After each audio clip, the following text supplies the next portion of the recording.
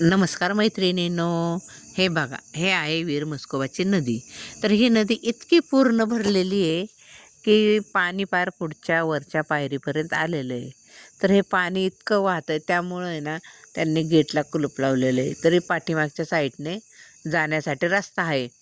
पण इतकं पाण्याचा प्रवाह तर भरपूर असा वाहत होता की ते घोडं उड्डाण जे आहे का नाही म्हस्कोबांचं, पूर्ण पाण्यामध्ये बुडालं होतं ते.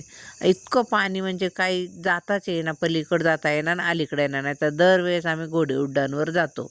ह्या वेळेस काय तसं जमलंच नाही. मग आम्हाला काय सांगितलं होतं, हे जे आम्ही जे दिवे आणलेत, आम्ही काय केलं, देवळामध्ये नैवेद्य वगैरे घेऊन गेलो होतो पुरणपोळीचा. तिथे 5 दिवे पेटवले होते. आम्हाला पुजाऱ्यांनी सांगितलं होतं. आम्ही साडी चोळी 5 दिवे पुरणपोळीचा निवद घेऊन देवाला गेलो होतो. का तर आम्हाला बकरं कापायचं होतं. मग आम्ही ते बकरंचं देवळाला येडा घातला वाजत गाजत आणि देवाला निवद वगैरे दाखवले. आणि ते जे दिवे आम्ही देवळात पेटवले होते, तर आम्हाला पुजाऱ्याने असे सांगितले की ते दिवे तुम्ही गंगेत अर्पण करा. मग आता आम्ही दोघी जावांनी ते दिवे अर्पण करायचे ठरवले. तर दोघींनी पण आम्ही ते दिवे अर्पण केले.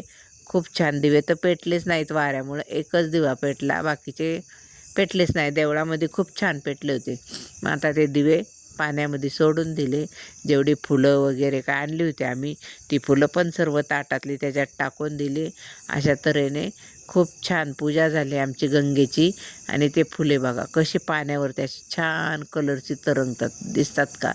आणि पाण्याचा वेग तर इतका होता, पलीकडं बघितलं असं खळखळ खळखळ पाणी चाललेलं होतं, अलीकडं पण पाणी चाललेलं होतं आणि पायरीला पाणी लागलं होतं. तर आता आमची अशा पद्धतीने झाली पूजा आणि आता आम्ही घरी निघालो. चला तर मग परतीचा प्रवास आमचा आता सुरू.